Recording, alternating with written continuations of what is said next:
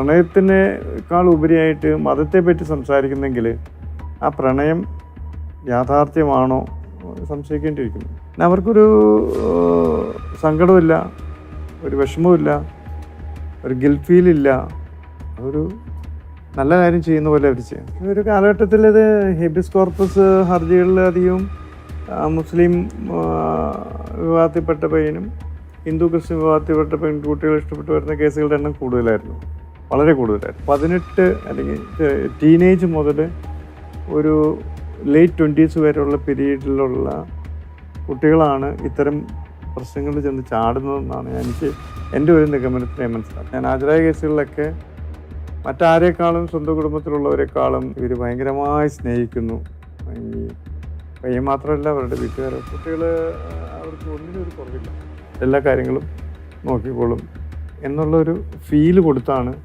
പിന്നെ അതുകൂടാതെ സ്നേഹം, വാരിക്കോരി സ്നേഹം കൊടുക്കുന്നു എന്നുള്ള ഫീല്, അത് യഥാർത്ഥമാണല്ലോ എന്നുള്ളതൊക്കെ വളരെ സംശയകരമായിട്ട് നമ്മൾ കാണേണ്ട ഒരു സംഗതിയാണ്. ഇത്തരം കേസുകളിൽ വരുന്നതിൽ ഈ പയ്യൻ്റെ ഭാഗത്തുനിന്ന് വരുന്നവർ അങ്ങനെ ഒരു ഓപ്പൺ ഡിസ്കഷന് വരികയോ അല്ലെങ്കിൽ ഇതെങ്ങനെ നമുക്ക് രമ്യമായിട്ട് പരിഹരിക്കാമെന്ന് പറയുകയോ ചെയ്യുന്ന ആളുകളെ ഞാൻ കണ്ടിട്ടില്ല. ഈ കൺവേർഷനും മതമാറ്റമൊക്കെയാണ് കൂടുതൽ, പ്രണയത്തെക്കാൾ ഉപരിയായിട്ട് മതം ഹൈലൈറ്റഡ് ആയിട്ട് നിൽക്കുന്നു എന്നുള്ളതാണ് നമ്മൾ ഒരല്പം ഭയത്തോടു കൂടി കാണേണ്ട ഒരു കാര്യം. കേരളത്തിലെ പോലീസിൻ്റെ ഒരു പൊതുവെയുള്ള സമീപനം മതവുമായി ബന്ധപ്പെട്ടിട്ടുള്ള എന്തെങ്കിലും ഏർപ്പാടുകളാണെങ്കിൽ പൊതുവെ അവർ ഒരു വിമുഖത കാണിക്കുന്നുണ്ടെന്നാണ് എനിക്ക് തോന്നിയത്. തീവ്രവാദം എന്ന് പറയുന്നത് ഇസ്ലാമിസ്റ്റുകളാണ്, അർത്ഥത്തിലുള്ള മുസ്ലിംസ് തീവ്രവാദികളാണെന്ന് ഞാൻ വിശ്വസിക്കുന്നില്ല. നമസ്കാരം. നിരവധി ഹൈന്ദവ ക്രൈസ്തവ പെൺകുട്ടികളുടെ കണ്ണീര് വീഴ്ത്തിയിട്ടുള്ള, നിരവധി കുടുംബങ്ങളെ ശിഥിലമാക്കിയിട്ടുള്ള പ്രണയക്കെണിയാണ് ലവ് ജിഹാദ്. ഈ അടുത്ത നാളിൽ റെക്കോർഡ് കളക്ഷൻ നേടിയ കേരള സ്റ്റോറീസ്, ആ സിനിമയും ഈ ലവ് ജിഹാദ് ആ ഒരു പ്രമേയത്തെ അടിസ്ഥാനമാക്കി എടുത്ത സിനിമയാണ്. ഇന്ന് നമ്മോടൊപ്പമുള്ളത് പ്രശസ്ത അഭിഭാഷകൻ അഡ്വക്കേറ്റ് ശ്രീ KC എൽദോയാണ്. അദ്ദേഹം ഈ പല ലവ് ജിഹാദ് കേസുകളിലും ഇരകൾക്ക് വേണ്ടി കോടതിയിൽ ഹാജരായിട്ടുള്ള വ്യക്തിത്വമാണ്.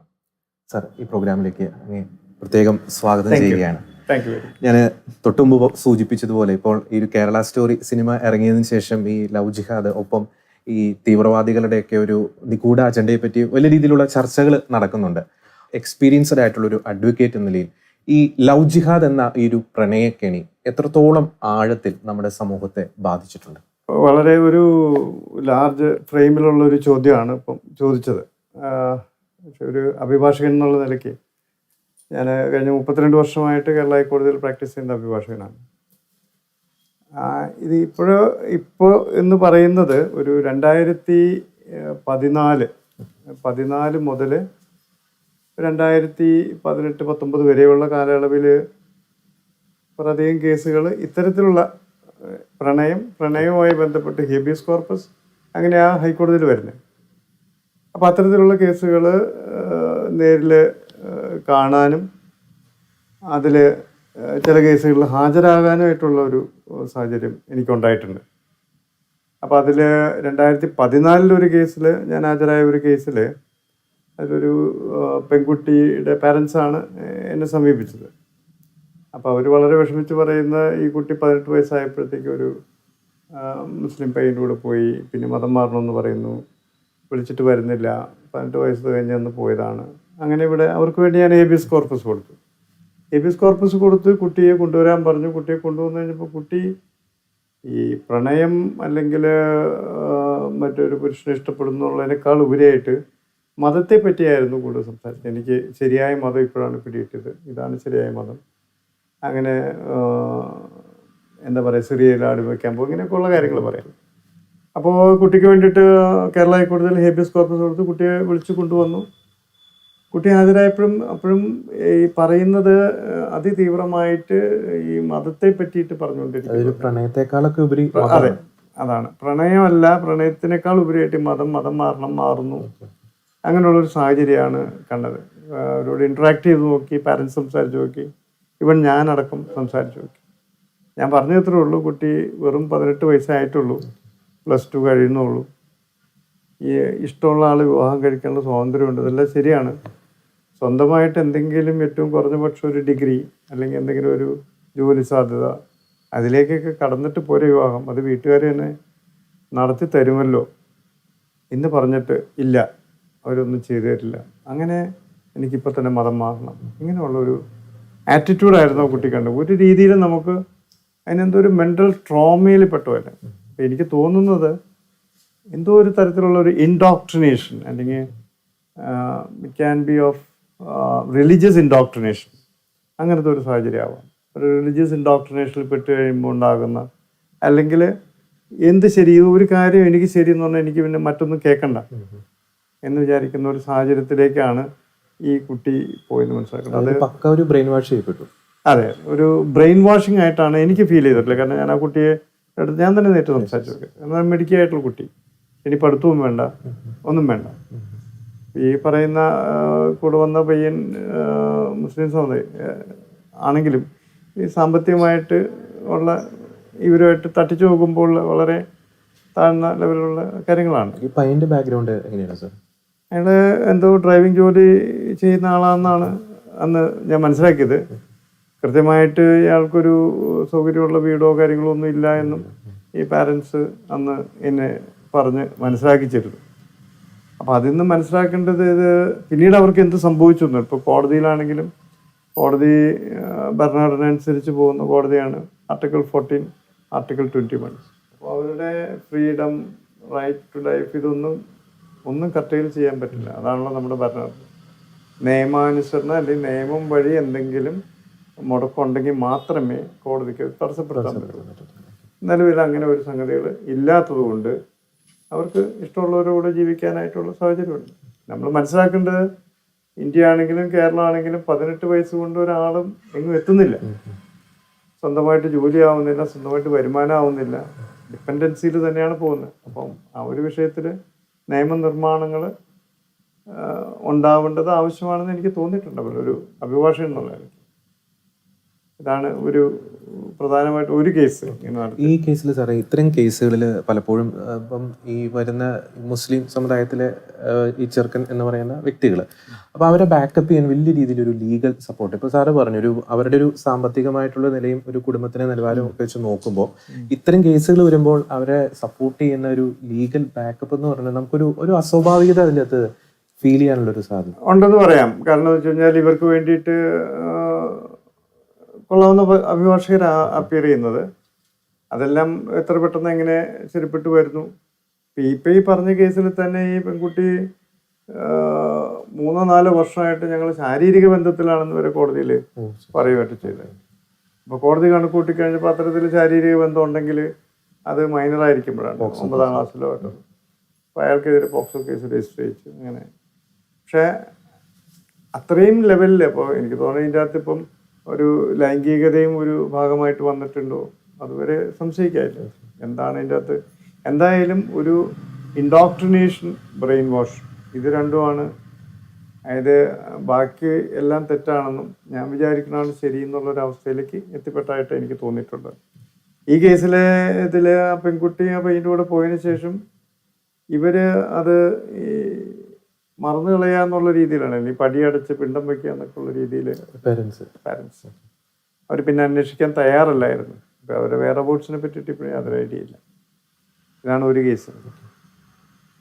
പിന്നീട് 2015-16 ആ സമയത്ത് മറ്റൊരു കേസ് ഉണ്ടായിരുന്നു. ഒരു കുട്ടിയുടെ പേര് നമ്മൾ പറയാൻ പാടില്ലാത്തതാണ്. അപ്പം ആ കുട്ടി തിരുവനന്തപുരം സ്വദേശിയാണ്. അപ്പം അതിൻ്റെ പാരൻസാണ് ഇതുപോലെ വന്നത്. അതും ഇതുപോലെ 18 വയസ്സ് തികഞ്ഞ സമയത്ത് മറ്റൊരാളുടെ കൂടെ മതം മാറാനാണ് ആദ്യം പോയത്. പൊന്നാനിയിലേക്കാണ് പോയത്. പൊന്നാനിയിൽ പാരൻസ് ചെന്ന ചടങ്ങിന് മുമ്പായിട്ട് കുട്ടിയെ വിളിച്ചുകൊണ്ട് വരികയും അപ്പോൾ ഈ കുട്ടി വീട്ടുതടങ്കലിലാണ്, സ്വന്തം വീട്ടുതടങ്കലിലാണെന്ന് പറഞ്ഞിട്ട് ഉള്ള ഹേബിയസ് കോർപ്പസ് ഹർജിയാണ് ഈ പയ്യൻ്റെ ഭാഗത്ത് അന്വേഷിച്ചത്. ഈ പയ്യന് വലിയ ചുറ്റുപാടൊന്നും ഇല്ലാത്തൊരു പയ്യനാണെങ്കിൽ ആ പയ്യന് വേണ്ടിയിട്ട് ഹേബിയസ് കോർപ്പസ് ഫയൽ ചെയ്യാനും കോടതിയിൽ ഹാജരാവാനൊക്കെ അഭിഭാഷകരുണ്ടായിരുന്നു. അത് ഈ കോടതി കുട്ടി വന്ന ഉടനെ തന്നെ കുട്ടിയും ഇതുപോലെ തന്നെ പ്രണയത്തെക്കാൾ ഉപരിയായിട്ട് ഈ മതപരമായ കാര്യങ്ങളിലാണ് ഊന്നി സംസാരിച്ചായിട്ട് ഒരു പെൺകുട്ടി ഒരു പുരുഷനെ ഇഷ്ടപ്പെട്ട് അവൻ്റെ കൂടെ പോകുന്നു എന്നുള്ളൊരു സ്വാഭാവികമായിട്ട് നമ്മൾ കണ്ടുകൊണ്ടിരിക്കുന്ന കാര്യങ്ങളിൽ നിന്നും വളരെ വ്യത്യസ്തമായിട്ടാണ് ഇതിൻ്റെ സംസാര രീതിയൊക്കെ. അപ്പോൾ അത് എന്തോ ഒരു ഇൻഡോക്ട്രിനേഷൻ ബ്രെയിൻ വാഷ് നടന്നിട്ടുണ്ടെന്നുള്ള ഒരു കാര്യത്തിന് അങ്ങനെ തോന്നിയിട്ടുണ്ട്. അപ്പോൾ അത് കോടതിയുടെ ശ്രദ്ധയിൽപ്പെടുത്തി ഈ കുട്ടിക്ക് മാനസികമായിട്ട് എന്തെങ്കിലും തകരാറുണ്ടോ എന്ന് അത് ബോധ്യപ്പെടണമെന്ന് വരെ ഞാൻ ആവശ്യപ്പെട്ടു. കാരണം സ്വന്തം കുടുംബത്തിൽ സ്വന്തം വീട്ടിൽ താമസിക്കുന്നത് വീട്ടുതടങ്കലാണ്, അല്ലെങ്കിൽ അന്യായമായി തടങ്കലിൽ വെച്ചിരിക്കുക എന്ന് പറഞ്ഞാണ് കേസ് കൊടുത്തിരിക്കുന്നത്. അപ്പോൾ ആ കാര്യത്തിലേക്ക് എന്തെങ്കിലും ഒരു വൈദ്യപരിശോധന അല്ലെങ്കിൽ അതിനൊക്കെ ഇപ്പം ഒരുപാട് ഡെവലപ്മെൻറ്റ്സ് ഒന്നുണ്ട്. അങ്ങനെ അത് കോടതി അത് അംഗീകരിച്ചു. അങ്ങനെ ഇവിടെ ഒരു സൈക്കാട്രിസ്റ്റിൻ്റെ അടുത്തേക്ക് വിട്ടായിരുന്നു കുട്ടിയെ. സൈക്കാട്രിസ്റ്റ് ഇത് എന്തോ കുഴപ്പമുണ്ടെന്നുള്ള ഒപ്പീനിയൻ പറഞ്ഞതിൻ്റെ അടിസ്ഥാനത്തിലാണ് ആ കുട്ടിയെ 3 മാസത്തോളം 2 മാസത്തിൽ കൂടുതൽ മറ്റൊരു കേന്ദ്രത്തിൽ താമസിപ്പിച്ച് അതിനുശേഷം ആ കുട്ടി മാനസികമായിട്ട് സ്ഥലം മാറി സ്വന്തം കുടുംബത്തിലേക്ക് പോയിട്ടുള്ളതാണ്. ഒരു ക്രിസ്ത്യൻ കുട്ടിയായിരുന്നു. അപ്പം അതിലും ഈ പറഞ്ഞ മാതിരി ഈ ഇഷ്ടപ്പെട്ടു എന്നോ അല്ലെങ്കിൽ ഹേബിയസ് കോർപ്പസ് കൊടുത്ത ഒരു പയ്യൻ, ആ പയ്യൻ്റെ ബാക്ക്ഗ്രൗണ്ട് നോക്കുമ്പോൾ അയാൾക്ക് കൃത്യമായിട്ടൊരു അഡ്രസ്സോ വീടോ ഒന്നുമില്ല. തിരുവനന്തപുരത്തായിരുന്നു, കുറച്ച് നാളായിരുന്നു, ചെരുപ്പാട് ഒരു ജോലിയായിരുന്നു എന്ന് പറയണം. പിന്നെ അയാളോട് കോടതിയിൽ കൊടുക്കുമ്പോൾ അഡ്രസ്സ് പാലക്കാടുള്ള അഡ്രസ്സ് അന്വേഷിച്ചപ്പോൾ അങ്ങനെ ആൾക്കാരില്ല. പിന്നെ ചോദിക്കുമ്പോൾ പറഞ്ഞു ഹൈദരാബാദിലാണെന്ന് പറഞ്ഞു. അങ്ങനെ പലതും ഒക്കെ പറയുന്നുണ്ട്. അപ്പോൾ ഒന്നിനും ഒരു തെറ്റുമില്ല. അപ്പം എന്തുകൊണ്ടാണ് ഇങ്ങനെ ഈ പ്രണയത്തിനേക്കാൾ ഉപരിയായിട്ട് മതത്തെ പറ്റി സംസാരിക്കുന്നെങ്കിൽ ആ പ്രണയം യാഥാർത്ഥ്യമാണോ അല്ലെങ്കിൽ ഒരു നോർമൽ കോഴ്സ് ഓഫ് ഈവൻസിലുള്ള സ്ത്രീ പുരുഷ പ്രണയമാണോ എന്ന് സംശയിക്കേണ്ടിയിരിക്കുന്നു. സാറ് പറഞ്ഞ ഈ കേസിൽ ഈ പെൺകുട്ടി പറയുന്നുണ്ട് ഈ സിറിയയിൽ ആട് മേയ്ക്കാൻ പോകുന്നു. പലപ്പോഴും നമ്മൾ വെൽ എഡ്യൂക്കേറ്റഡ് ആയിട്ടുള്ള പെൺകുട്ടികൾ അവരൊരു ഡ്രീം എന്ന് പറഞ്ഞാൽ വലിയൊരു ടോപ്പ് പൊസിഷനിലെത്തുക അങ്ങനെയൊക്കെയാണ്. പക്ഷെ ഇങ്ങനെ പ്രണയത്തിൽ അകപ്പെട്ട ഈ ലവ് ജിഹാദ് പോലെ പ്രണയക്കിണകളിൽ പെടുന്നവർ പറയുന്നത് സിറിയയിൽ ആട് മേയ്ക്കാൻ പോകും. എന്തുകൊണ്ട് അങ്ങനെ ഒരു കാര്യം അവരുടെ മനസ്സിലേക്ക്? അതിപ്പോഴും എനിക്ക് ഒരു ചോദ്യചിഹ്നമായിട്ടാണ് നിൽക്കുന്നത്. അത് എനിക്ക് തോന്നുന്നത് ഈ മുസ്ലിം അല്ലെങ്കിൽ ഇസ്ലാമിക് ആയിട്ടുള്ള തീവ്രവാദം എന്ന് പറയുന്നത് ഇസ്ലാമിസ്റ്റുകളാണ്. യഥാർത്ഥത്തിലുള്ള മുസ്ലിംസ് തീവ്രവാദികളാണെന്ന് ഞാൻ വിശ്വസിക്കുന്നില്ല. എനിക്ക് ഒരുപാട് മുസ്ലിം സുഹൃത്തുക്കളുള്ള ആളാണ്. സാധാരണ മുസ്ലിംസ് അഭിഭാഷകർ ഒരുപാട് പേരുണ്ട് മുസ്ലിംസ്. അവരൊന്നും ഇത്തരത്തിലുള്ള തീവ്രമായിട്ടുള്ള ഒരു നിലപാടുകൾ എടുത്തിട്ടോ സംസാരിച്ചോ ഞാൻ കണ്ടിട്ടില്ല. അപ്പോൾ വളരെ കുറച്ച് ആളുകളാണ് ഈ ഇസ്ലാമിസ്റ്റ് വ്യൂസുമായിട്ട് അത് ഈ മതവും കൂട്ടിക്കലർത്തിയിട്ട് സാധാരണ ജീവിതത്തെ ബന്ധപ്പെടുത്തി ആളുകളെ കൂടുതൽ നന്നായിട്ട് സംസാരിക്കും. ഇൻഡോക്ട്രിനേഷൻ ബ്രെയിൻ വാഷ് എന്ന് പറഞ്ഞു കഴിഞ്ഞാൽ പഠിച്ച് മറ്റൊരാളെ കീഴ്പ്പെടുത്തുക എന്നുള്ളതാണ്, ബുദ്ധിപരമായി കീഴ്പ്പെടുത്തുക എന്നുള്ള അല്ലെങ്കിൽ അയാളുടെ മസ്തിഷ്കത്തിലേക്ക് എന്തെങ്കിലുമൊക്കെ ഇഞ്ചെക്ട് ചെയ്ത് അയാളെ ആ രീതിയിലേക്ക് ആക്കിയെടുക്കുക എന്നുള്ളൊരു പ്രയാസമുള്ള മെത്തേഡാണെങ്കിൽ അത് നടപ്പിലാവുന്നുണ്ടെന്ന് വേണം ഇത്തരം കാര്യങ്ങളിൽ നിന്ന് മനസ്സിലാക്കാനായിട്ട്.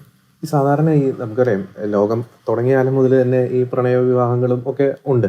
പക്ഷെ ഇവിടെ പലപ്പോഴും പ്രശ്നം വരുന്നത് ഈ ലവ് ജിഹാദിൽ പലപ്പോഴും പ്രശ്നം വരുന്നത് പ്രണയിക്കുന്നു, ഇപ്പൊ സാറ് പറഞ്ഞതുപോലെ, പിന്നെ ഒരു മതത്തിന്റെ ഒരു ഇഞ്ചക്ഷൻ, പിന്നെ അവര് നാട്ടിലായിരിക്കത്തില്ല. ഇപ്പൊ നമുക്ക് പല ജീവിക്കുന്ന ഉദാഹരണങ്ങൾ നമ്മുടെ മുമ്പിലുണ്ട്.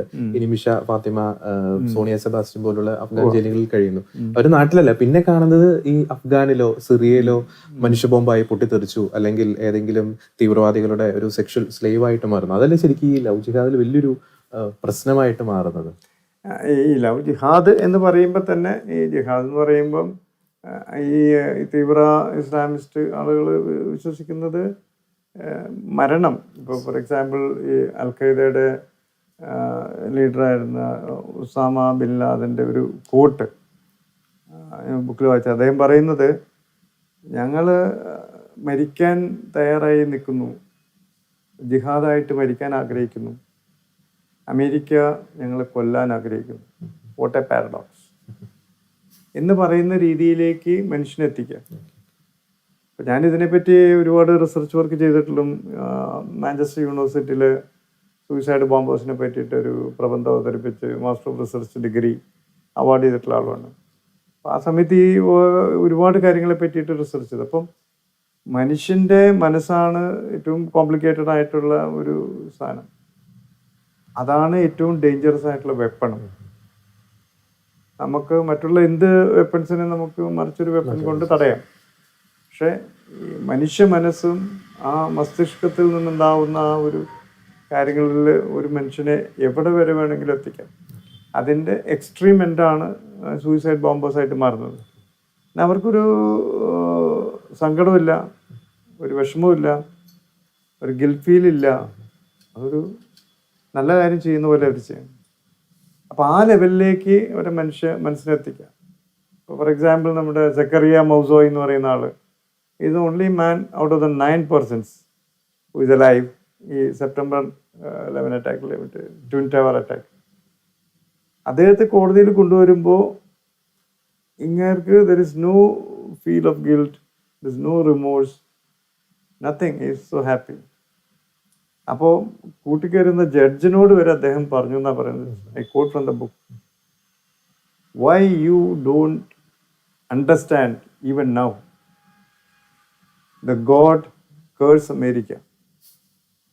അമേരിക്കയുടെ നാശമാണ്. So we are just doing it on behalf of God എന്നുള്ള രീതിയിലാണ് ഇവർ പറയുന്നത്. So that is the level of indoctrination. അപ്പം when you are doing a particular thing and when you don't have any guilt or remorse, that means you are sure about what you are doing. ആ ലെവലിലേക്ക് എത്തിപ്പെട്ടു കഴിഞ്ഞാൽ then what you are doing is right according to you. Sir പറഞ്ഞതുപോലെ ഇപ്പം ഇസ്ലാമിസ്റ്റുകളുടെ ഭാഷ കടമെടുക്കുവാണെങ്കിൽ ഇപ്പൊ കാഫറുകളെ അവരെ സ്വന്തം ഇവരുടെ ഇസ്ലാമിസ്റ്റുകളുടെ വിശ്വാസത്തിലേക്ക് അല്ലെങ്കിൽ അവരുടെ ബിലീഫിലേക്ക് കൊണ്ടുവരാൻ അത് ഏത് ആയുധവും അവർക്ക് യൂസ് ചെയ്യാം. അതിപ്പോ പ്രണയം ആയിക്കോട്ടെ, പ്രണയം വരുമ്പോൾ അതിന്റെ അകത്ത് ലവ് ജിഹാദ്, ഇപ്പം ഈ തോക്ക് അല്ലെങ്കിൽ ബോംബ് പോലത്തെ സംഗതി വരുമ്പോൾ അതിന്റെ അകത്ത് ടെററിസം, അതല്ലേ ശരിക്കും ഇതിന്റെ ഒരു കോറായിട്ടുള്ളൊരു അജണ്ട എന്ന് പറഞ്ഞാൽ അത്. അതായത് ഈ ലക്ഷ്യം നന്നായാൽ മതി, മാർഗം എന്തായാലും കുഴപ്പമില്ല. മാർഗം മോശമാണെങ്കിലും ലക്ഷ്യം കൊണ്ട് അത് സ്വാധീകരിക്കപ്പെടും എന്നുള്ള ഒരു അപ്രോച്ചാണ് ഞാൻ മനസ്സിലാക്കുന്നത്. കാരണം എൻഡ് ഓഫ് ദ ഡേ എല്ലാവരെയും ഇസ്ലാം മതത്തിലേക്ക് കൊണ്ടുവരിക, ഇസ്ലാം വിശ്വാസികളാവുക എന്താവില്ല. കാരണം ഒരേ ഒരു ദൈവമുള്ളൂ, ബാക്കിയുള്ളവരൊക്കെ കാഫറുകളാണല്ല. അപ്പം അവരെ ഇതിലേക്ക് കൊണ്ടുവരുന്നവർ ബോധവൽക്കരിച്ചവർ വന്നില്ല എങ്കിൽ ഫോഴ്സ്ഫുള്ളായിട്ട് വരിക, അല്ലാത്തവർക്കെതിരെ യുദ്ധം ചെയ്യുക. അവർ കൊല്ലുന്നത് അള്ളാഹുവിൻ്റെ നാമത്തിൽ ആരെ കൊന്നാലും അതിന് കുഴപ്പമില്ലാന്ന് വിശ്വസിക്കുന്നവരാണ് ഈ തീവ്രവാദി വിഭാഗത്തിൽ ഇത്തരം കാര്യങ്ങൾ പറഞ്ഞ് കൊടുക്കുന്ന ആളുകൾ. അപ്പോൾ ആ ഒരു ഇപ്പം നമുക്കൊരു തെറ്റായിട്ടുള്ള കാര്യം ചെയ്യണമെങ്കിലും നമ്മളിലൊരു ശരിയുണ്ടെങ്കിൽ നമുക്കത് ചെയ്യാൻ പറ്റുള്ളൂ. ഇപ്പം എക്സ് എന്ന് പറയുന്ന ഒരാളെ കൊല്ലുന്നത് വളരെ നല്ലതാണെന്ന് നമുക്ക് ഉത്തമ ബോധ്യമുണ്ടെങ്കിൽ നമ്മൾ ചിലപ്പോൾ അത് ചെയ്തിരിക്കും. അപ്പോൾ ആ ഉത്തമ ബോധ്യം ഉണ്ടാക്കിയെടുക്കുന്ന, അപ്പോൾ അങ്ങനെയുള്ള എന്ത് റോങ് കാര്യങ്ങളാണ്. ഇതാണ് നമ്മളതിനെ ഇവരെ ബ്ലെയിം ചെയ്യാമോ? അപ്പോൾ ഇങ്ങനെ ബ്രെയിൻ വാഷിന് അടിമപ്പെട്ട് ഇപ്പം 26/11 ഇവിടെ ബോംബെയിലുണ്ടായിരുന്ന അറ്റാക്കിൽ അവർ വന്ന് വെറുതെ ആളുകളെ കൊന്നുകൊണ്ടിരിക്കുക. കാരണം അവർക്ക് കൊടുത്തിരിക്കുന്ന ഐഡിയോളജി ഇവർ കംപ്ലീറ്റ് കാഫറുകളാണ്, എല്ലാവരും കൊല്ലണ്ടാണ്. You will get points there. ഇതിൻ്റെ ഒരു അടിസ്ഥാന പ്രശ്നം അതാണ്. ഇതുപോലെ മറ്റൊരു കേസ് ഞാൻ അപ്പിയർ ചെയ്ത് കൊല്ലം ഭാഗത്തു നിന്നുള്ള ഒരു സ്ത്രീയുടെ ഒരു കേസ്. ഒരു ഹിന്ദു സ്ത്രീ, അവരൊരു മുസ്ലിം യുവാവിനെ ഇഷ്ടപ്പെടുന്നു, അവർ വിവാഹം കഴിക്കുന്നു. വിവാഹം കഴിച്ച് ഉടനെ തന്നെ വിവാഹം കഴിക്കുന്നത് വരെ ഇയാൾ പറഞ്ഞിരുന്നത് ഇയാൾ ഹിന്ദു എന്നാണ്. അപ്പോൾ അയാൾ വേറെ ഏതോ നാട്ടിൽ നിന്ന് വന്നിട്ട് അവിടെ വർക്ക് സൈറ്റിൽ JCB ഓടിക്കുന്ന ആളായിരുന്നു. JCB അതുപോലെ എന്താ പ്രൊക്ലൈനർ. ചെറിയ പ്രായം 21 വയസ്സോ അത്ര ചെറിയ പ്രായം അയാൾക്കുള്ളൂ. അയാൾ പറഞ്ഞത് അയാളൊരു ഹിന്ദു ആണെന്ന് പറഞ്ഞിട്ട് പ്രണയത്തിൽ ഏർപ്പെടുന്നു. വിവാഹം കഴിക്കുന്ന സമയം പറഞ്ഞ് ഇയാൾ മുസ്ലിമാണെന്ന്. എന്തോ ആയിക്കോട്ടെ, മുസ്ലിം. ഇപ്പോൾ ഇവർ മുസ്ലിം ആവണം എന്ന് അയാൾ ആവശ്യം. ഇവർ മുസ്ലിമായി പ്രണയമാണ്. അപ്പം എല്ലാവരും വിശ്വാസത്തിനുള്ള അവർ അതിലൊരു കുട്ടിയും ജനിച്ചു. ഈ കുട്ടി ജനിച്ചതിന് ശേഷം കുറച്ച് കഴിഞ്ഞപ്പോൾ ഇയാൾ അബ്സ്കോണ്ടായി, ഇയാളെ കാണുന്നില്ല. ഇയാളുടെ പാരൻസ് 2 പേര് മാത്രമേ അവിടെ സ്ഥലത്തുള്ളൂ. അവരെ പോയി കണ്ടു.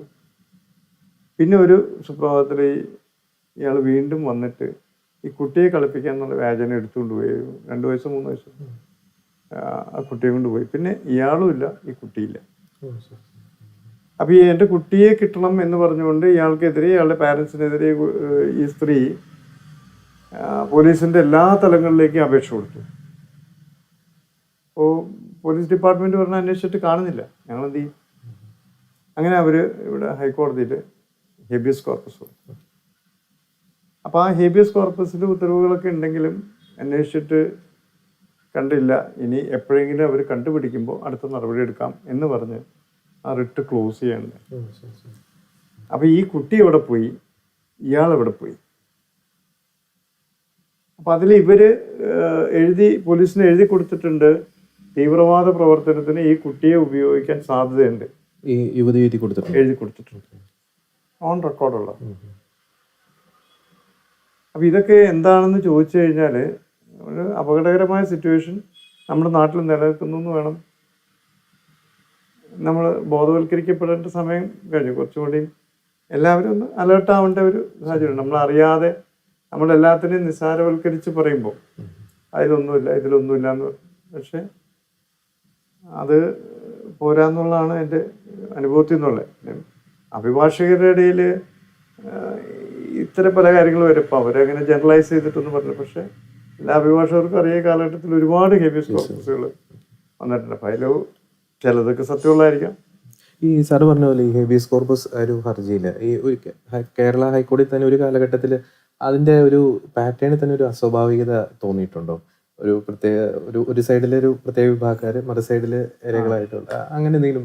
ഒരു കാലഘട്ടത്തിൽ ഇത് ഹേബിയസ് കോർപ്പസ് ഹർജികളിലധികവും മുസ്ലിം വിഭാഗത്തിൽപ്പെട്ട പയ്യനും ഹിന്ദു ക്രിസ്ത്യൻ വിഭാഗത്തിൽപ്പെട്ട പെൺകുട്ടികൾ ഇഷ്ടപ്പെട്ട് വരുന്ന കേസുകളുടെ എണ്ണം കൂടുതലായിരുന്നു, വളരെ കൂടുതലായിരുന്നു കമ്പയർഡ് ടു അതർ കമ്മ്യൂണിറ്റി. ഒരു കാര്യം ഞാൻ മനസ്സിലാക്കുന്നത്, ഇപ്പോൾ ഈ പ്രണയം എന്ന് പറയുന്നത് ഞാൻ മനസ്സിലാക്കി കൊടുത്തോളൂ, എൻ്റെ അറിവ് ശരിയാണോ തെറ്റാണോ എന്ന് അറിയില്ല, പക്ഷേ ഞാൻ മനസ്സിലാക്കി കൊടുത്തോളം മുസ്ലിം യഥാർത്ഥ മുസൽമാൻ്റെ അല്ലെങ്കിൽ അവരുടെ മതപരമായ ചിന്തകളിൽ പ്രണയം എന്ന് പറഞ്ഞ ഒരു സംഗതിയേ ഇല്ല എന്നാണ് ഞാൻ മനസ്സിലാക്കുന്നത്. ഒരു പ്രൊമോട്ട് ചെയ്യാത്ത ഏക സംഗതിയാണ് പ്രണയം. വിവാഹത്തിന് മുമ്പ് അങ്ങനെ എന്തെങ്കിലും കാര്യങ്ങൾ ഏർപ്പെട്ട ഒരാൾ അവർ സപ്പോർട്ട് ചെയ്യാൻ പാടില്ല. അവർ എതിർക്കുന്നവരാണ് യഥാർത്ഥ മുസൽമാൻ. വിവാഹത്തിന് ശേഷമുള്ള പ്രണയമുള്ളൂ അവരുടെ ഇടയിൽ, ഞാൻ മനസ്സിലാക്കി കൊടുക്കണം. അപ്പോൾ അതിൻ്റെ അടിസ്ഥാനത്തിൽ നമ്മൾ നോക്കുമ്പോൾ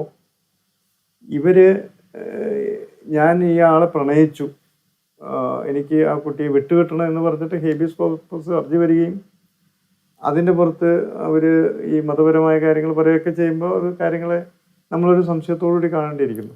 കാരണം അവർ സമുദായം തന്നെ വിലക്കിയിട്ടുള്ള കാര്യങ്ങളാണ് ഈ പ്രണയവും. അതൊന്നും അവരിൽ പൊതുവെ അങ്ങനെ കേട്ടിട്ടില്ല മുസ്ലിം സമുദായത്തിൽ. ഇല്ലയെന്നല്ല ഉണ്ടാവുമായിരിക്കും. അപ്പോൾ പിന്നെ അവർ ആ മതം പറഞ്ഞ് അല്ലെങ്കിൽ മതപരമായിട്ടുള്ള കാര്യങ്ങൾ പറഞ്ഞ് വരാത്തവരായിരിക്കും. ഒരുപാട് നല്ല എഡ്യൂക്കേറ്റഡ് ആയിട്ടുള്ള ആൾക്കാരുണ്ട്, മുസ്ലിംസ് ഇൻ്റർകാസ്റ്റ് മാരേജ് ഒക്കെ ചെയ്തിട്ടുണ്ട്. പക്ഷെ അവരൊന്നും ആ മതത്തെ പറഞ്ഞിട്ടല്ല അവർ വരുന്നത്, അല്ലെങ്കിൽ ആ വിശ്വാസത്തെ. ഒരു സ്ത്രീ ഇഷ്ടപ്പെട്ടു, ഒരുമിച്ച് ജീവിക്കണമെന്ന് ആഗ്രഹിച്ചു, ദാറ്റ് ഇസ് അണ്ടർസ്റ്റാൻഡബിൾ. അല്ലാത്ത ഒരുപാട് കേസുകൾ ഇങ്ങനെ വരുന്നുണ്ട്. അപ്പോൾ അത് വളരെയധികം ഒരു ശ്രദ്ധിക്കേണ്ട വിഷയമാണെന്ന് എനിക്ക് തോന്നുന്നു. അപ്പോൾ ഇതിൻ്റെ അകത്തുള്ള എല്ലായ്പ്പോഴുള്ള കാരണം ഒരു 18 അല്ലെങ്കിൽ ടീനേജ് മുതൽ ഒരു ലേറ്റ് 20s വരെയുള്ള പീരീഡിലുള്ള കുട്ടികളാണ് ഇത്തരം പ്രശ്നങ്ങളിൽ ചെന്ന് ചാടുന്നതെന്നാണ് എനിക്ക് എൻ്റെ ഒരു നിഗമനത്തിൽ ഞാൻ മനസ്സിലാക്കുന്നത്. അപ്പോൾ അത്തരം കുട്ടികൾക്ക് ഒരു പരിധി വരെ ഈ എന്താ പറയുക, നമ്മൾ സ്കൂളുകളിൽ ഇപ്പോഴത്തെ നമ്മളുടെ പഠിക്കുന്നതായാലും പഠിപ്പിക്കുന്നതായാലും അതിൻ്റെ ആ എഡ്യൂക്കേഷൻ കരിക്കുലത്തിൻ്റെ പ്രശ്നങ്ങളിൽ ഉള്ള കാര്യങ്ങളാണ്. കാരണം എഡ്യൂക്കേഷൻ സയൻസും മാത്സും ആർട്സുമായിട്ട് ഒതുങ്ങിയപ്പോൾ മെറ്റാഫിസിക്സ് എന്ന് പറയുന്ന സംഗതി ഇല്ലാതെയായി. മരണാനന്തര ജീവിതമുണ്ടോ, നമ്മൾ മരിച്ചു കഴിഞ്ഞാൽ എന്ത് ചെയ്യും, അതല്ലെങ്കിൽ അങ്ങനെയുള്ള ചോദ്യങ്ങളെ പറ്റിയിട്ടൊന്നും പിള്ളേർക്കൊരു ഓറിയൻറ്റേഷനോ ഒരു ചിന്തിക്കാനായിട്ടുള്ള ഒരു സ്കോപ്പോ സ്കൂളുകളിലില്ല. അങ്ങനെ വരുമ്പോഴത്തേക്കും ഇതുമായിട്ട് ആരെങ്കിലും എന്തെങ്കിലും കുറച്ച് പൊലിമയോടുകൂടി എന്തെങ്കിലും കഥകളോ ആശ്ചര്യങ്ങളോ കാണിച്ചാൽ വീണു tend to jump into it. Sir ഹാജരായ കേസുകളിൽ ഈ പെൺകുട്ടികൾ എങ്ങനെ ഇവരുടെ ഒരു ട്രാപ്പിൽ പെട്ടുപോയി, അല്ലെങ്കിൽ ഇവർ യൂസ് ചെയ്ത എന്തെങ്കിലും ടെക്നിക്സ്, അല്ലെങ്കിൽ ട്രാപ്പിംഗ് ടെക്നിക്സ് അങ്ങനെ എന്തെങ്കിലും അവർ ഷെയർ ചെയ്ത്? പൊതുവെ ഇവർ എല്ലാവരും പറഞ്ഞ അവർക്ക് എല്ലാവർക്കും ഭയങ്കര സ്നേഹമാണെന്നാണ് അവരുടെ. ഞാൻ മനസ്സിലാക്കി കൊടുത്തുള്ളൂ. ഞാൻ ഹാജരായ കേസുകളിലൊക്കെ മറ്റാരേക്കാളും സ്വന്തം കുടുംബത്തിലുള്ളവരെക്കാളും സ്വന്തം സഹോദരങ്ങളോ മാതാപിതാക്കളൊക്കെ നന്നായിട്ട് ഇവർ ഭയങ്കരമായി സ്നേഹിക്കുന്നു. ഈ പയ്യൻ മാത്രമല്ല, അവരുടെ വീട്ടുകാരൊക്കെ നല്ല സ്നേഹമാണെന്നുള്ളതാണ് ഇവർക്ക് കിട്ടുന്ന ഒരു പിക്ചർ. പിന്നീട് എന്താവും എന്നുള്ളത്, അപ്പോൾ അത് ഇതൊരു അജണ്ടയാണോ അല്ലെങ്കിൽ അതൊരു പ്ലാൻഡ് അഫെയർ ആണ് എന്ന് വരെ സംശയിക്കാവുന്നതാണ്. കാരണം അങ്ങനെയുണ്ട് ഒരു യഥാർത്ഥ സ്നേഹം നമ്മൾ കാണിക്കേണ്ട കാര്യമില്ല. അങ്ങനെ എല്ലാവരും എപ്പോഴും ഇങ്ങനെ അത് എല്ലാവർക്കും മനസ്സിലാവുന്നത്. ഇപ്പം ഈ ഏജിലുള്ള കുട്ടികൾക്ക് ഒരു ക്രിട്ടിക്കൽ തിങ്കിങ് കിട്ടാത്തതുകൊണ്ടാണ് ഈ പ്രശ്നങ്ങൾ എങ്ങനെ ചിന്തിക്കണം എന്ന് പോലും കുട്ടികൾക്കറിയാം. അപ്പോൾ റൈറ്റ് തിങ്കിങ്, അപ്പോൾ അതൊരു ഓറിയൻറ്റേഷൻ പാർട്ടാണ്. പിന്നെ ഈ പറഞ്ഞ പോലെ ഈ മെറ്റാഫിസിക്സ് എന്ന് പറയുമ്പോൾ എന്താ പറയുക, ഈ ലോകത്തിനപ്പുറമുള്ള കാര്യങ്ങളെ പറ്റിയിട്ട് ഉത്തരമില്ലാതെ ആവുമ്പോഴാണ് മതങ്ങൾ രംഗത്തേക്ക് വരുന്നത്. പിന്നെ മതങ്ങൾ വന്നു കഴിയുമ്പോഴത്തേക്ക് ഹിന്ദുവായി, ക്രിസ്ത്യനായി, മുസ്ലിമായി, പിന്നെ ഈ മതങ്ങളുടെ വളർച്ചയ്ക്ക് വേണ്ടിയിട്ട് ഇപ്പം ഭരണഘടന തന്നെ അത് പ്രൊപ്പഗേറ്റ് ചെയ്യാൻ ആർട്ടിക്കിൾ 25 പ്രകാരം അനുവദിക്കുന്നു. You can propagate your religion. അപ്പം അങ്ങനെ വരുമ്പോൾ ഈ മതങ്ങൾ തമ്മിലൊരു കോമ്പറ്റീഷനായി. അപ്പോൾ അതിൽ ഏറ്റവും ഹാർഡ് വർക്ക് ചെയ്യുന്ന മതങ്ങൾക്ക് കൂടുതൽ പ്രൊമോഷൻ കിട്ടും. പൊളിറ്റിക്കൽ പാർട്ടി പോലെ തന്നെ. അപ്പോൾ മറ്റു മതങ്ങൾ അവരുടെ കോമ്പറ്റീഷൻസിലേക്ക് ഞങ്ങൾ പുറകിലേക്ക് പോകുന്നുണ്ടോ, അല്ലെങ്കിൽ പോയെങ്കിൽ തിരിച്ചു വരണം. അപ്പോൾ അതാണിപ്പോൾ നടന്നുകൊണ്ടിരിക്കുന്ന അപ്പോൾ ഇതിന്ന് വിഭിന്നമായിട്ട് ഈ കുട്ടികൾക്ക് എന്തെങ്കിലും ഒരു ഐഡിയോളജി അല്ലെങ്കിൽ ക്രിട്ടിക്കൽ തിങ്കിങ് എബിലിറ്റി കിട്ടണമെങ്കിൽ അത് സ്കൂളിൽ നിന്ന് കിട്ടുള്ളൂ. അപ്പോൾ സ്കൂൾ കരിക്കുലത്തിൽ ഫിലോസഫി പഠിപ്പിച്ചാൽ ഈ പ്രശ്നങ്ങളെല്ലാം തീരും എന്നുള്ളതാണ് എൻ്റെ തന്നെ ഫൈൻഡിങ്. അത് ഞാൻ തന്നെ അതിനെ പറ്റിയിട്ടൊരു ബുക്ക് റിലീസ് ചെയ്തിട്ടുണ്ട്. എൻ്റെ പേരാണ് സൂയിസൈഡ് ടെററിസ്റ്റ് കൾപ്പബിൾ എന്ന് പറഞ്ഞിട്ട് ഒരു ബുക്കുള്ളത്. ഈ ബുക്ക് ആമസോണിലൊക്കെ അവൈലബിൾ ആണ്. ഇതിൻ്റെ അകത്ത് എല്ലാം കവർ ചെയ്തിട്ടുണ്ട്. അപ്പോൾ ഈ സ്കൂളിൽ പഠിക്കുന്ന കുട്ടികൾക്ക് ഒന്നും രണ്ടും നമ്മൾ മാത്സ് പഠിപ്പിക്കുന്ന പോലെ ഫിലോസഫിയുടെ എത്തിക്സിൻ്റെയോ ഏറ്റവും ചെറിയ ഭാഗങ്ങൾ, സ്നേഹത്തിൻ്റെ, കടപ്പാടിൻ്റെ അല്ലെങ്കിൽ ഗ്രാറ്റിറ്റ്യൂഡിൻ്റെ ഓരോ ചെറിയ കാര്യങ്ങൾ ചെറിയ ക്ലാസ്സിൽ പഠിപ്പിച്ചിട്ട് വലിയ ക്ലാസ്സിൽ വരുമ്പോൾ വലിയ ഫിലോസഫി അല്ലെങ്കിൽ സോക്രട്ടീസിൻ്റെ ഫിലോസഫി അല്ലെങ്കിൽ ശങ്കരാചാര്യ അദ്വൈതം ഇതെല്ലാം പഠിച്ചു കഴിയുമ്പോൾ കുട്ടികൾക്ക് അത് ഈവൻ ഫിലോസഫി ഓഫ് റിലിജൻ വരെ പഠിപ്പിക്കാം. മുസ്ലിം റിലിജൻ്റെ ഫിലോസഫി പഠിപ്പിക്കാം, ക്രിസ്ത്യൻ റിലിജൻ്റെ ഫിലോസഫി എല്ലാം പഠിപ്പിക്കാം. അപ്പോൾ കുട്ടികൾ they will be armed with critical thinking. അല്ലായെങ്കിൽ ഇത് ഈ മതങ്ങളുടെ ഒരു കോമ്പറ്റീഷനായിട്ടും കൂടുതൽ ഹാർഡ് വർക്കും ടെറർ ലൈനിൽ ഉപയോഗിക്കുന്നവർക്ക് കൂടുതൽ മെച്ചം കിട്ടുന്ന രീതിയിലേക്ക് ഒരു വല്ലാത്ത അവസ്ഥയിലേക്ക് പോകുന്നതായിട്ടാണ് എനിക്ക് തോന്നിയിട്ടുള്ളത്. സർ, ഈ കേസുകളിൽ ഈ മറു സൈഡിലുള്ള പ്രത്യേകിച്ച് ഈ പെൺകുട്ടികളെ ചൂഷണം ചെയ്യുന്ന യുവാക്കൾക്ക് ഏതെങ്കിലും തരത്തിലുള്ള ഫിനാൻഷ്യൽ ബാക്കപ്പ് കിട്ടുന്നതായിട്ട്, അത് പ്രത്യേകിച്ച് ഈ പ്രണയ കാലഘട്ടത്തിൽ വലിയ രീതിയിലുള്ള ചെലവ് അവർക്ക് അഭിമുഖീകരിക്കുന്നുണ്ട്. ഇപ്പൊ ഗിഫ്റ്റ് ആയിക്കോട്ടെ, അല്ലെങ്കിൽ വലിയ വെൽ ഡ്രസ്ഡ് വരുന്ന ആ ഒരു ആറ്റിറ്റ്യൂഡ് ആയിക്കോട്ടെ, വാഹനം ആയിക്കോട്ടെ, ബൈക്ക് ആയിക്കോട്ടെ, ഇപ്പൊ പെൺകുട്ടി ഇഷ്ടപ്പെടുന്ന എന്തും കൊടുത്തു കഴിഞ്ഞാലാണല്ലോ ഇവരെ ട്രാപ്പിലാക്കും. അത്തരത്തിൽ എന്തെങ്കിലും ഫിനാൻഷ്യൽ ബാക്കപ്പ് എന്തെങ്കിലും ഇവർക്ക് കിട്ടുന്നതായിട്ട് തോന്നി? ഞാൻ കണ്ട കേസുകളിൽ എല്ലാം ഇവർക്ക് ഒരു കുറവുമില്ലാതെ കൊണ്ടുവന്നിട്ടുണ്ട്. പിന്നെ കുട്ടികളുടെ ബാക്ക്ഗ്രൗണ്ട് അനുസരിച്ച് ഓരോ ഏജിലും അവർക്ക് വരാവുന്ന ആവശ്യം തന്നെ അവരെ തോട്ട് ലൈനിൽ തന്നെ ചെറിയ ആവശ്യമുള്ളൂ. അവർക്കിപ്പം ഫ്ലൈറ്റിൽ കയറി ഒരു ദൂരദേശത്തേക്ക് പോകണമെന്നൊന്നും ഈ പ്രായത്തിലെ.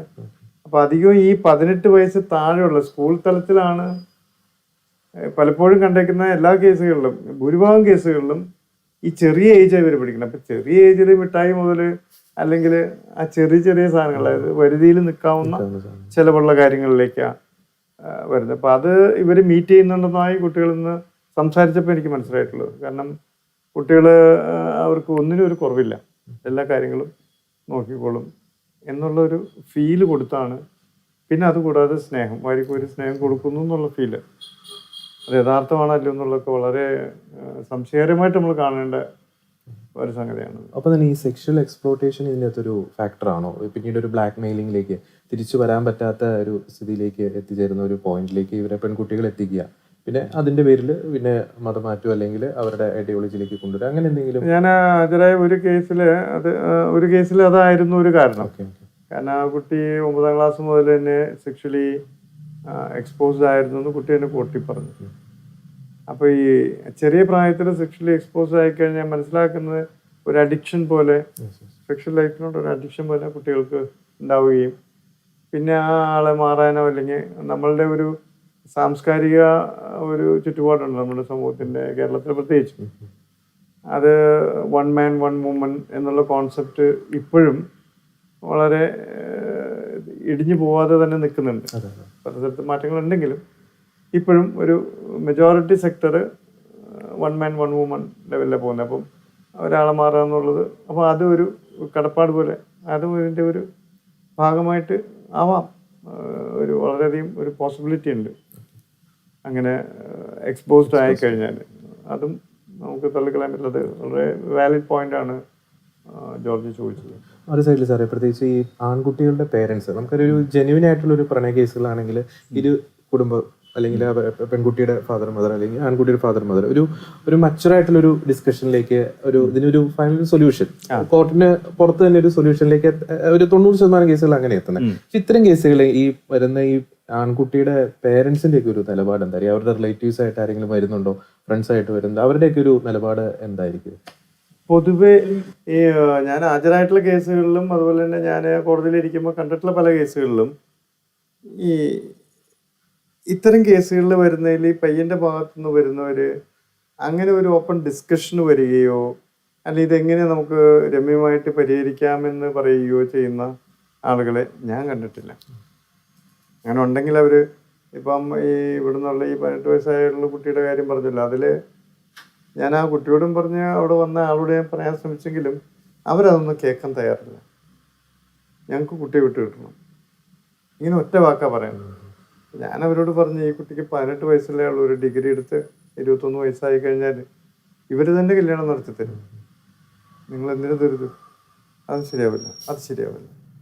അപ്പോൾ അവർ ആ ഏജിൽ തന്നെ ഇവർ കൊണ്ടുപോയി ഈ കൺവേർഷനും മതമാറ്റമൊക്കെയാണ് കൂടുതൽ, പ്രണയത്തെക്കാൾ ഉപരിയായിട്ട് മതം ഹൈലൈറ്റഡ് ആയിട്ട് നിൽക്കുന്നു എന്നുള്ളതാണ് നമ്മൾ ഒരല്പം ഭയത്തോടു കൂടി കാണേണ്ട ഒരു കാര്യം. കാരണം ഒരു പ്രണയം ഈസ് ഓക്കെ, അപ്പോൾ അത് സ്ത്രീക്കും പുരുഷനും അങ്ങോട്ടും ഇഷ്ടം തോന്നാം, ദാറ്റ് ഈസ് ഡിഫറെൻറ്റ്. അല്ലാതെ ഈ മതം എന്ന് പറയുന്നതിൻ്റെ എത്ര പേര് ഇപ്പം ക്രിസ്ത്യൻസ് ആണെങ്കിൽ ഹിന്ദു പെൺകുട്ടികൾ രണ്ടുപേരും രണ്ട് മതത്തിൽ താമസിക്കുന്ന ഒരുപാട് പേരുണ്ട്. അതുപോലെ തന്നെ മുസ്ലിം സമുദായത്തിലുണ്ട് ഹിന്ദുക്കൾ കല്യാണം കഴിച്ചിട്ട് അവർ രണ്ട് മതമായിട്ട് ഒരുമിച്ച് ജീവിക്കുന്നുണ്ട്, ഒരു കുഴപ്പമില്ല. അത് എഡ്യൂക്കേറ്റഡ് ആയിട്ടുള്ള ആൾക്കാർ ചെയ്യുന്നുണ്ട്. പക്ഷെ അതില്ലാതെ ഇങ്ങനെയുള്ള ചില സാധനത്തിൽ ഇങ്ങനെ നിർബന്ധ ബുദ്ധിയോടുകൂടി അല്ലെങ്കിൽ മതപഠനം നടത്തിയാലേ ശരിയാവുള്ളൂ, അതാണ് ശരി ഇതാണ് ശരിയത്, അതിലെന്തോ ഒരു അജണ്ട പിന്നിലുണ്ടോ എന്ന് നമ്മൾ കോഷ്യസ് ആവണം. ഞാൻ പറയുന്ന I think children should be cautious, or parents should be careful to educate them. കാരണം ഇതൊക്കെ പലതും നമ്മൾ വിചാരിക്കാത്ത ലെവലിലാണ്. ഹാദിയ കേസിലാണ് ഇത് ആദ്യമായിട്ട് കോർട്ട് കണ്ടെത്തിയത്. സുപ്രീം കോടതി അത് റദ്ദാക്കുകയും ചെയ്തു. ഹൈക്കോടതിയുടെ വിധി ശരിയല്ല. പക്ഷെ ഹൈക്കോടതിയുടെ വിധിയിൽ കുറേയധികം കാര്യങ്ങൾ ഇങ്ങനെയുള്ള കാര്യങ്ങളെല്ലാം പറഞ്ഞിട്ടുണ്ട്. അവസാനമായിട്ട് 1-2 ചോദ്യം കൂടി. പ്രത്യേകിച്ച് പല ഈ ലവ് ജിഹാദ് പോലുള്ള പല കേസുകളിലെയും അനുഭവങ്ങൾ പലരും പങ്കുവെക്കുമ്പോൾ പലരും പറയുന്നൊരു കാര്യമുണ്ട്, ഇത്തരം കേസുകളുമായി ബന്ധപ്പെട്ട് പ്രത്യേകിച്ച് പോലീസ് സംവിധാനങ്ങളിൽ അല്ലെങ്കിൽ ഇത്തരത്തിലൊരു സർക്കാർ സംവിധാനങ്ങളിലൊക്കെ പോയി കഴിയുമ്പോൾ ഒരു അനുകൂലമായിട്ടുള്ളൊരു തണുപ്പം മട്ടിലുള്ള പ്രതികരണങ്ങൾ പലപ്പോഴും വരുന്നു. അല്ലെങ്കിൽ ഒരു പരിധിവരെ ചിലപ്പോൾ മറുകൂട്ടർക്ക് ഒരു അനുകൂലമായിട്ടുള്ള രീതിയിലുള്ള ഒരു അപ്രോച്ച് പലപ്പോഴും ഉണ്ടാകുന്നു എന്നൊക്കെ പറയുന്നുണ്ട്. അങ്ങനെ എന്തെങ്കിലും അനുഭവം? പൊതുവെ ഞാൻ മനസ്സിലാക്കി, ഇപ്പം മറ്റേ കുട്ടിയെ കാണാനില്ല എന്ന് പറഞ്ഞ പരാതി കൊടുത്ത കേസിലാണെങ്കിലും ഒക്കെ ഈ പോലീസിന്റെ ഒരു കേരളത്തിലെ പോലീസിന്റെ ഒരു പൊതുവെയുള്ള സമീപനം മതവുമായി ബന്ധപ്പെട്ടിട്ടുള്ള എന്തെങ്കിലും ഏർപ്പാടുകളാണെങ്കിൽ പൊതുവെ അവര് ഒരു വിമുഖത കാണിക്കുന്നുണ്ടെന്നാണ് എനിക്ക് തോന്നിയിട്ടുള്ളത്. ഞങ്ങൾ അന്വേഷിക്കാൻ നോക്കാമെന്ന് പറയുന്നതല്ലാതെ അങ്ങനെയുള്ള ഒരു, ഇനി അഥവാ ഈ എന്താ പറയുക റിലീജിയസ് ഇൻഡോക്ട്രിനേഷൻ, ബ്രെയിൻ വാഷ്, ഇതൊന്നും ഇതേവരെ എനിക്ക് തോന്നുന്നു നമ്മുടെ ഈ അഡ്മിനിസ്ട്രേറ്റീവ് ലെവലിൽ, എക്സിക്യൂട്ടീവ് ലെവലിൽ, പോലീസ് ലെവലിലൊന്നും അതിൻ്റെ ഒരു കണിക പോലും അവർ മനസ്സിലാക്കിയിട്ടുണ്ടെന്ന് ഞാൻ സംശയിക്കുന്നുണ്ട്. പക്ഷെ അത് പ്രോപ്പറായിട്ട് അന്വേഷിക്കുകയും, അപ്പോൾ അത് ഈ സമുദായത്തിൻ്റെ പ്രശ്നങ്ങളായതുകൊണ്ട് മേ ബി അത് പൊളിറ്റിക്കൽ ഇഷ്യൂസ് കൊണ്ടാവാം, വോട്ട് ബാങ്കിങ്ങിൻ്റെ ഇഷ്യൂ കൊണ്ടാവാം, പല കാരണങ്ങൾ കൊണ്ടാവാം. പൊളിറ്റിക്കൽ വോട്ടിങ് ഒരു സൈഡിലാണെങ്കിൽ അതിൻ്റെ പ്രഷേഴ്സ് ഉണ്ടാവും. അപ്പോൾ ആ ലെവലിലുള്ള ഇൻഫ്ലുവൻസ് കാര്യങ്ങൾ ഞങ്ങളുടെ സമുദായത്തെ മോശമായിട്ട് കാണിച്ചു. ക്രിസ്ത്യാനി ആയിക്കോട്ടെ ഹിന്ദു ആയിക്കോട്ടെ എല്ലായിടത്തും ഉണ്ടല്ലോ. എന്തെങ്കിലും ഒരു ശരിയാണെന്ന് പറഞ്ഞുകൊണ്ട് നമ്മൾ മറ്റുള്ളവരുടെ കിട്ടുകയറ അല്ലെങ്കിൽ അവരെ, അതും ഇന്ത്യൻ ഭരണഘടനയ്ക്ക് വിരുദ്ധമാണ്. കോടതികൾ കുറച്ചും കൂടി ശുഷ്കാന്തി കാണിക്കേണ്ടതാണെന്ന് എനിക്ക് പലപ്പോഴും തോന്നുന്നു. കോടതികളിൽ ഇത്തരം ഹേബിയസ് കോർപ്പസ് ഹർജികൾ വരുമ്പോൾ പ്രത്യേകിച്ച് ഇതുപോലെ തന്നെ സ്വന്തമായിട്ട് വരുമാനമോ ജോലിയോ ഇല്ലാത്ത കേസെങ്കിലും ഒരു ഗാർഡിയൻ ലെവലിൽ കോടതി അതിനെ കൺസിഡർ ചെയ്തിരുന്നെങ്കിൽ നന്നായിരുന്നു എന്ന് എനിക്ക് പലപ്പോഴും തോന്നിയിട്ടുണ്ട്. കാരണം സ്വന്തമായിട്ട് ജോലി, ഒരു വരുമാനം, ശമ്പളം അതുള്ള ആൾക്കാർ എന്തോ ആയിക്കോട്ടെ എന്ന് വിചാരിച്ചാൽ അതില്ലാത്ത ഈ 18 വയസ്സ് തികഞ്ഞു എന്ന് പറഞ്ഞിട്ട് SSLC ബുക്കോ അല്ലെങ്കിൽ സർട്ടിഫിക്കറ്റുമായിട്ട് ഓടി വരുന്ന കുട്ടികൾ ആരും ഇല്ലാത്തവരെ. അപ്പോൾ അതിനൊരു ബാക്ക്ഗ്രൗണ്ട് ചെക്കിംഗ് കൂടി അനിവാര്യമല്ല ഈ ഒരു കാലഘട്ടത്തിൽ. അത് ആവശ്യമാണ്. കോടതിക്ക് അത് നോക്കാവുന്ന അധികാരമുണ്ട്. സ്വന്തമായിട്ട് വരുമാനമുണ്ടോ എന്നൊക്കെ ചോദിക്കാം. പക്ഷേ ഭരണഘടനയുടെ ആർട്ടിക്കിൾ 21 ആർട്ടിക്കിൾ 14 ഇത്രയും പവർഫുൾ ആയിട്ട് നിൽക്കുന്ന സമയത്ത് ശക്തമായിട്ട് ഒരു അഭിഭാഷകൻ വാദിച്ചാൽ കോടതിക്ക് അത് അനുവദിക്കാനേ പറ്റൂ. പിന്നെ ആകെയുള്ളത് ഞാനിപ്പം നേരത്തെ തിരുവനന്തപുരത്ത് നിന്നുള്ള കേസിൽ പറഞ്ഞ പോലെ ഇങ്ങനെ വരുന്ന കേസുകളിൽ നിർബന്ധമായിട്ട് ഒരു മെഡിക്കൽ അസസ്മെന്റ് നടത്തുന്നത് കറക്റ്റായിരുന്നു. ഇൻഡോക്ട്രിനേഷൻ, ബ്രെയിൻ വാഷ് അങ്ങനെയുള്ള കാര്യങ്ങൾ ഉണ്ടെങ്കിൽ അതൊരു മെഡിക്കൽ അസസ്മെന്റ്, ഇപ്പോൾ കോമ്പറ്റൻ്റ് ആയിട്ടുള്ള ഒരു മെഡിക്കൽ ബോർഡ് സൈക്കാട്രിസ്റ്റിനെ വെച്ചുകൊണ്ട് അത് ചെയ്ത് 1 ആഴ്ച 2 ആഴ്ച 1 മാസം നിരീക്ഷിച്ചിട്ട് ഇവരുടെ സ്റ്റേറ്റ്മെന്റ് ശരിക്കുക. കാരണം മെന്റലി ഇല്ലായിട്ടുള്ള ഒരു സ്റ്റേറ്റ്മെന്റ് കോടതി എടുക്കാൻ പാടില്ല. അത് അറ്റ്ലീസ്റ്റ് അതെങ്കിലും മറ്റുള്ള കാര്യങ്ങൾക്ക് ഭരണഘടനയുടെ ആർട്ടിക്കിൾ 21 ആർട്ടിക്കിൾ 14 ക്ലെയിം ചെയ്തുകൊണ്ട് വരുന്ന ആള് യു കനോട്ട് സ്റ്റോപ്പ്. കാരണം നമ്മുടെ റൈറ്റാണ്, നമ്മുടെ ഭരണഘടന നമ്മുടെ റൈറ്റ്. അപ്പോൾ അത് മിസ്യൂസ് ചെയ്യപ്പെടുന്നുണ്ടോ എന്ന് നമുക്ക് കിട്ടിയിരിക്കുന്ന റൈറ്റുകളുടെ മറവിൽ വലിയ കുറ്റകൃത്യങ്ങൾ നടക്കണ്ടോ എന്ന് പരീക്ഷിക്കുകയും നോക്കുകയും ചെയ്യേണ്ട ഒരു ഉത്തരവാദിത്വം കൂടി കോടതി കാണിക്കുന്നതല്ലായിരിക്കും എനിക്ക് പലപ്പോഴും തോന്നുന്നു. സാർ, അവസാനത്തെ ചോദ്യം. പ്രത്യേകിച്ച് ഈ ഒരു കാലഘട്ടം നമുക്ക് 10-20 വർഷം മുമ്പത്തെ ഒരു സിറ്റുവേഷൻ അല്ല കേരളത്തിന്റെ സാമൂഹ്യ രാഷ്ട്രീയ വ്യവസ്ഥിതികളിൽ. ഈ പറയുന്ന നമ്മളിപ്പം ഇത്രയും നേരം ഡിസ്കസ് ചെയ്ത ലവ് ജിഹാദ് പോലുള്ള പ്രണയക്കണികള്, ലഹരി കണികള്, അതുപോലെ ഒരു പറ്റം ചതികളുടെ ഒരു നടുവിലാണ് നമ്മുടെ പല കുട്ടികളും ഒക്കെ വളർന്നുകൊണ്ടിരിക്കുന്നത്. പ്രത്യേകിച്ച് ഈ ഒരു കാലഘട്ടത്തിൽ ഇത്തരം സാഹചര്യങ്ങളുടെ ഒരു പശ്ചാത്തലത്തിൽ മാതാപിതാക്കളും കുട്ടികളും സ്വീകരിക്കേണ്ട ഒരു ജാഗ്രത എന്തെല്ലാമാണ് ഒരു അഭിഭാഷകൻ എന്ന നിലയിൽ? സാറിന് അതിനെപ്പറ്റി എന്താ പറയാനുള്ളത്? ഈ സ്കൂൾ തലങ്ങളിൽ പഠിക്കുന്നത്, പ്രത്യേകിച്ച് +2 18 വയസ്സ് വരെ തികയുന്ന ആ ഒരു പ്രായത്തിനുള്ളിലാണ് ഈ കുട്ടികൾക്ക് നമ്മൾ ഏറ്റവും കൂടുതൽ സപ്പോർട്ട് കൊടുക്കേണ്ടതും അവർ ഇത്തരത്തിലുള്ള കുഴപ്പങ്ങൾ ചെന്ന് ചാടുന്നില്ല എന്ന് ഉറപ്പുവരുത്തണം. അത് ഡ്രഗ്സ് ആയിക്കോട്ടെ, ഇപ്പോൾ ജിഹാദ് ആയിക്കോട്ടെ, ലവ് ജിഹാദ് ആയിക്കോട്ടെ, എന്തും ആയിക്കോട്ടെ. അപ്പോൾ അതിന് ഈ കുട്ടികളെ ആ ലെവലിലേക്ക് സ്വന്തമായിട്ട് ചിന്തിക്കാനായിട്ടും സ്വന്തമായിട്ട് കണ്ടുപിടിക്കാനായിട്ടും അനലൈസ് ചെയ്യാനായിട്ടുള്ള കപ്പാസിറ്റി, ലോജിക്കൽ തിങ്കിങ്. അപ്പോൾ കഴിവത് ഇപ്പം നമുക്ക് ചെയ്യാൻ പറ്റും. ഇപ്പോൾ മതപഠനമാണെങ്കിലും അവരവരുടെ മതത്തിൽ അത് നന്നായി പറഞ്ഞു കൊടുത്ത് നല്ല രീതിയിൽ അതിലേക്ക് നിലനിർത്താനായിട്ട് പഠിപ്പിച്ചാലും മതി. ഇപ്പം ക്രിസ്ത്യൻ വിശ്വാസത്തിലൊക്കെ തന്നെ ആ ക്രിസ്ത്യൻ വിശ്വാസം ശരിയല്ല എന്ന് അയാൾക്ക് തോന്നുമ്പോഴാണല്ലോ മറ്റൊരു വിശ്വാസത്തിലേക്ക് പോകണേ. അപ്പോൾ ഒന്നെങ്കിൽ അത് പഠിപ്പിക്കുകയാണെങ്കിൽ നന്നായി പഠിപ്പിക്കുക, അല്ലെങ്കിൽ അത് പഠിപ്പിക്കാതിരിക്കുക. അതിന് പകരം ഫിലോസഫി പഠിപ്പിച്ചാണ്. ഇത് പാരൻസ് വളരെ ജാഗ്രതയോടുകൂടി നിൽക്കേണ്ട ഒരു കാര്യമാണ്. കാരണം അത് മെറ്റാഫിസിക്സ് ആണ്. ഈ മെറ്റാഫിസിക്സിലാണ് ഈ മെറ്റാഫിസിക്സ് എന്ന് പറഞ്ഞാൽ ഫിസിക്സ് എവിടെ അവസാനിക്കണോ അവിടെയാണ് മെറ്റാഫിസിക്സ് കൊടുക്കുന്നത്. കാരണം നമുക്ക് സയൻറ്റിഫിക് എക്സ്പ്ലനേഷൻ എവിടെ നിൽക്കുന്നു അവിടെ നിന്ന് തുടങ്ങുന്നു മെറ്റാഫിസിക്സ്.